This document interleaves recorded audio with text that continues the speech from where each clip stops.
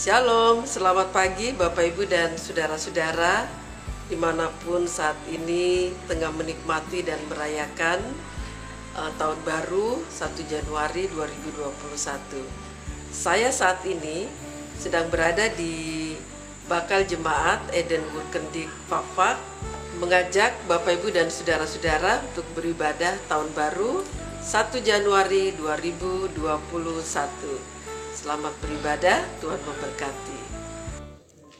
Selamat pagi Bapak Ibu dan saudara-saudara yang dikasihi Kristus. Salam sejahtera, salam sehat untuk kita semua. Di pagi hari ini, di hari yang baru ini, mari kita mensyukuri kebaikan Tuhan. Kita bersama-sama membaca Alkitab dari Wahyu pada pasalnya yang ke-21, ayatnya yang pertama hingga ayatnya yang ke-6. Wahyu pasal 21 ayat pertama hingga ayatnya yang ke-6 dengan judul perikop Langit yang baru dan bumi yang baru. Lalu aku melihat langit yang baru dan bumi yang baru, sebab langit yang pertama dan bumi yang pertama telah berlalu dan laut pun tidak ada lagi.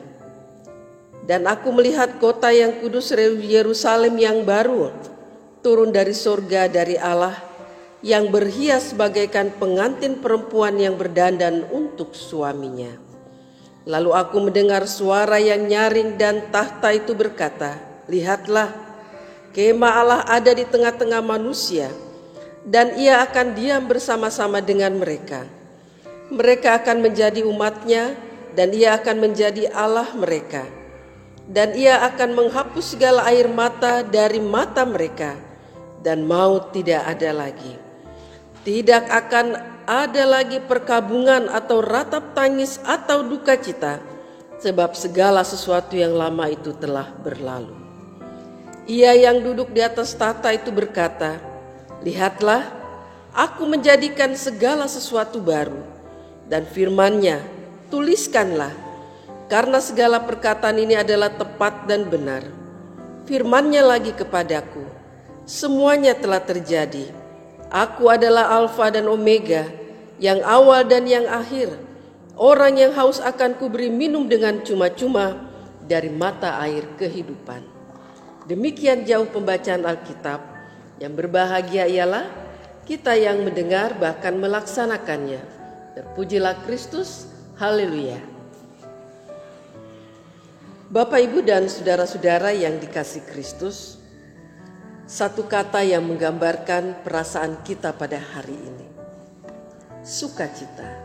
Ya, sukacita. Mengapa hari ini saya mengajak kita semua untuk bersukacita? Karena Bapak, Ibu, dan saudara-saudara, kita telah berhasil melewati perjalanan panjang yang sangat melelahkan. Kita telah berhasil menghadapi ancaman badai gelombang kehidupan yang getir, pahit, bahkan menakutkan. Di tengah-tengah situasi badai itu, kadang-kadang tak jarang juga membuat kita terhempas. Kita tidak dapat melakukan apapun juga, kecuali meratap dalam tangis, panik, bahkan juga ketakutan.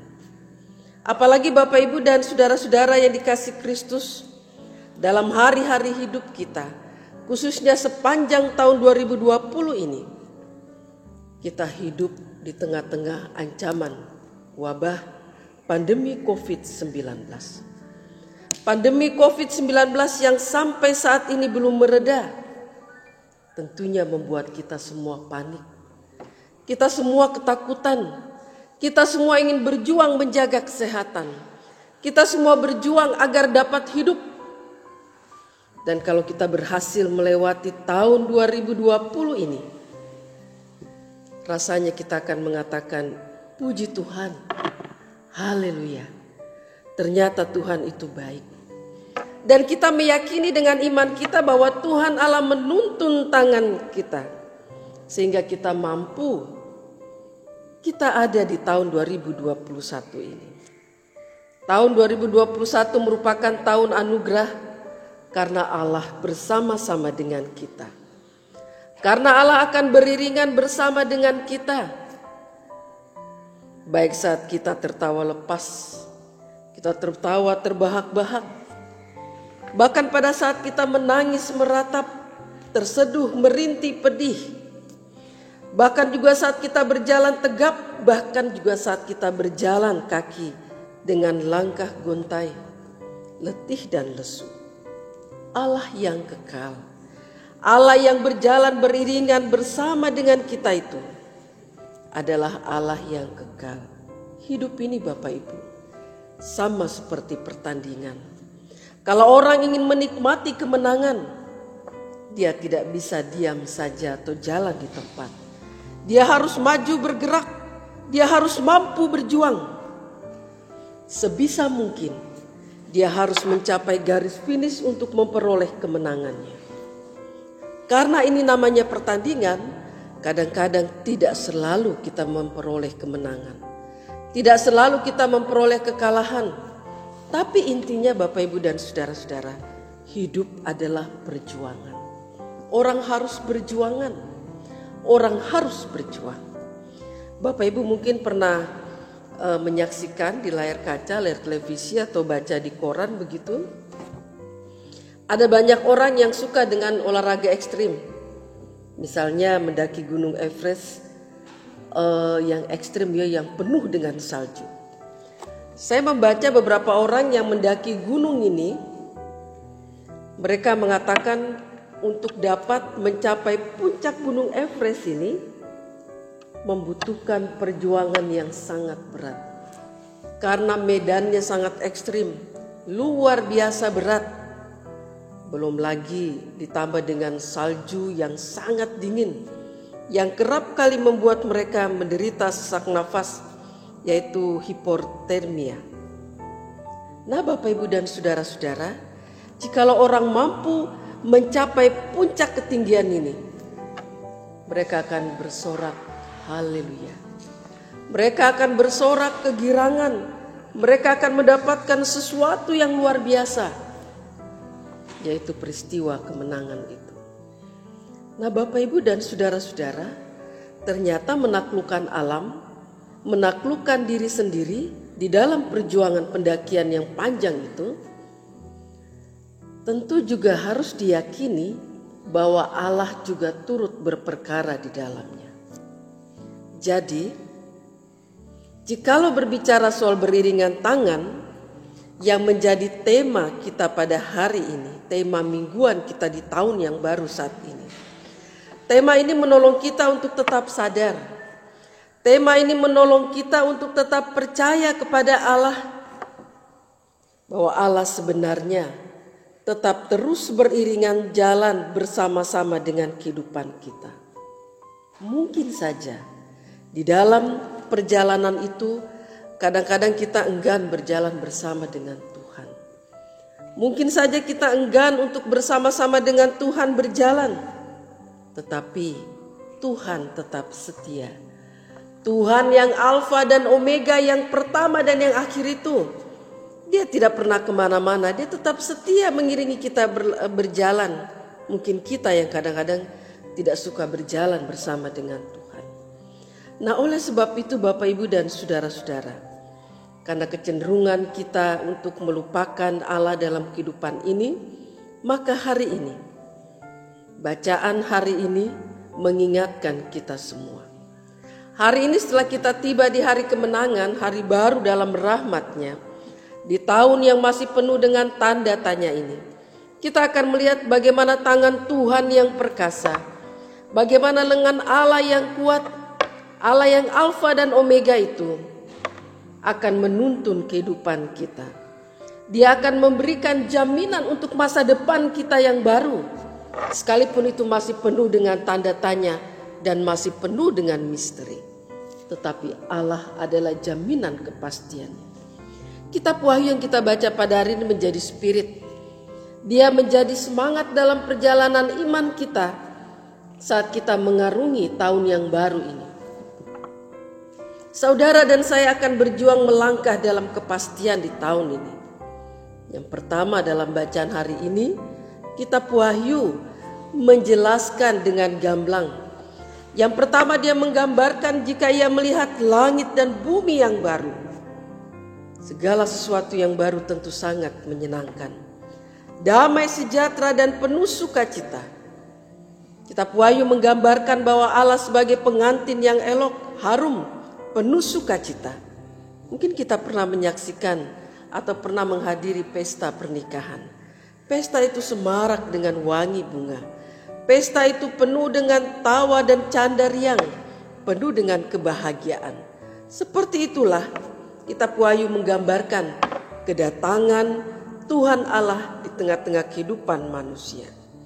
Yang kedua, Kitab Wahyu melukiskan jika Allah itu sebenarnya tidak jauh dari hidup manusia. Seperti yang saya uraikan di atas, bagaimana Allah kita diajak untuk berjalan beriringan bersama-sama dengan Tuhan Allah.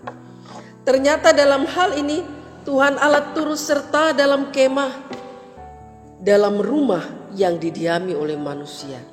Atau kalau diterjemahkan secara sederhana, Allah tetap ada dan bersemayam di tengah-tengah kehidupan kita sebagai manusia. Hebatnya lagi, Allah itu akan menjadi Allah bagi umatnya, dan umatnya menjadi kepunyaan Allah. Yang ketiga, saat Allah bersama-sama dengan manusia, Ia akan memulihkan seluruh perjalanan kehidupan manusia, sehingga tidak ada lagi ratap tangis, tidak ada lagi duka lara yang menyesakkan jiwa, karena Allah menjadikan hidup manusia itu baru. Allah memulihkan, Allah memberikan kekuatan, Allah menyegarkan, Allah merawat. Lihat penegasan di ayatnya yang kelima. Alkitab mengatakan, Ia yang duduk di atas tahta itu berkata, "Lihatlah, aku menjadikan segala sesuatu baru, dan firman-Nya tuliskanlah karena segala perkataan ini adalah tepat dan benar." Perhatikan penegasan ini, lihatlah, aku menjadikan segala sesuatu baru dalam kekuatan Allah. Yang baru itu bukan di luar kekuatan Allah, tapi di dalam kekuatan Allah. Alkitab menegaskan bahwa jika Allah itu adalah Alfa dan Omega, Dia yang pertama dan yang terakhir, Dia yang tidak terikat oleh ruang dan waktu. Allah itu kekal. Oleh karena itu ditegaskan lagi di ayat yang kelima, itu sungguh-sungguh benar terjadi. Allah itu kekal. Bapak, Ibu, dan saudara-saudara, sesuatu yang baru memang menggairahkan. Sesuatu yang baru memang menimbulkan suasana sukacita yang berbeda. Punya rumah baru, punya mobil baru, punya jabatan yang baru, itu membuat kita bersemangat. Tapi sebenarnya di dalam konteks bacaan ini, bukan itu yang menjadi tujuan semangatnya. Bukan rasa baru, sukacita itu yang menjadi semangatnya. Bukan itu, bukan secara jasmani. Bukan pula karena harta bendawi yang membuat suasana menjadi baru. Tetapi adalah hati. Hati dan seluruh kehidupan kita sebagai manusia ciptaan Allah. Kesaksian pasien COVID pasal 19 yang tengah berjuang melawan penderitaan karena tertular COVID-19. Dalam kesaksian yang mungkin yang banyak beredar di video di YouTube atau yang bisa kita lihat dalam tayangan layar kaca, mereka menyaksikan, mereka memberi kesaksian bahwa ketika mereka dinyatakan pulih dan pulang oleh dokter, mereka mengatakan, "Kami seperti terlahir baru." Seperti itulah Bapak Ibu, kita tidak bisa menggambarkan rasa baru, rasa sukacita itu karena punya ini dan itu. Tetapi yang baru itu adalah hati dan kehidupan kita. Bukan karena jasmaninya, bukan karena kita merasa diri hebat, punya kekayaan, bukan. Tetapi ketika Allah memulihkan semesta ini, Allah memulihkan kehidupan kita, dan Allah membuat tidak ada lagi ratap tangis, tidak ada lagi kepedihan, dan Allah membangkitkan semangat itu. Saudara-saudara, konteks kitab Wahyu ini yang kita baca pada hari ini sebenarnya diwarnai dengan penderitaan yang berat.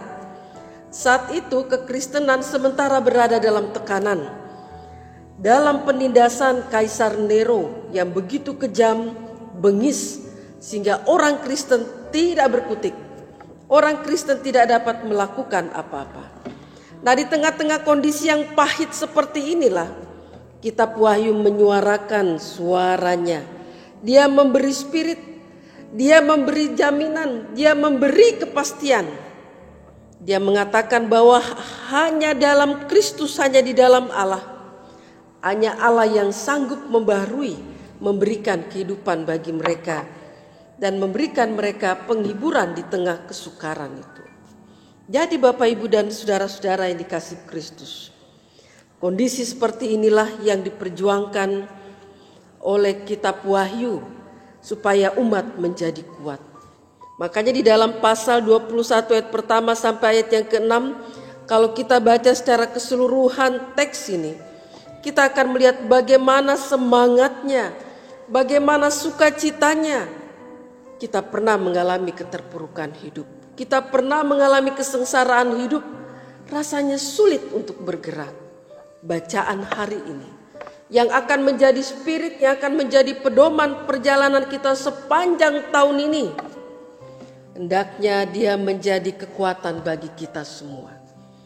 Kita masih berada di tengah-tengah kondisi pandemi COVID-19 yang belum mereda.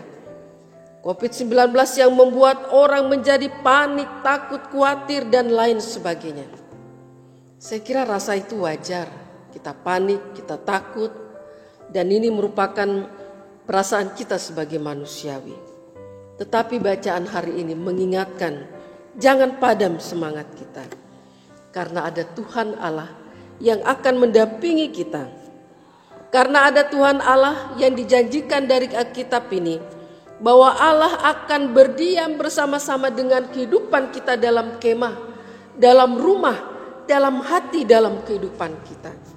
Sehingga kita memperoleh kekuatan yang baru. Bukan karena kita hebat, bukan karena kita kuat, tapi karena kita punya Allah yang gagah perkasa. Kita telah melampaui tahun 2020. Kalau sejenak kita mengenang begitu banyaknya peristiwa di tahun 2020, mungkin kita juga akan menyaksikan, kita akan mengevaluasi diri. Bahwa begitu banyak keberhasilan sekaligus juga begitu banyak kegagalan. Di tahun 2021, tahun penuh harapan, tahun yang dijanjikan Allah dalam semangat langit yang baru dan bumi yang baru. Dia mendorong kehidupan kita sebagai orang percaya untuk hidup terus bersama dengan Tuhan, untuk hidup beriringan bersama dengan Tuhan, sehingga kita memperoleh kekuatan yang baru, yang di dalamnya Yesus Kristus, Tuhan Allah dan penyelamat kita yang hidup, yang telah datang, Immanuel itu yang akan terus bersama, beserta di dalam kehidupan kita sekalian. Kiranya Tuhan memberkati kita semua. Selamat tahun baru, Tuhan Yesus memberkati. Amin.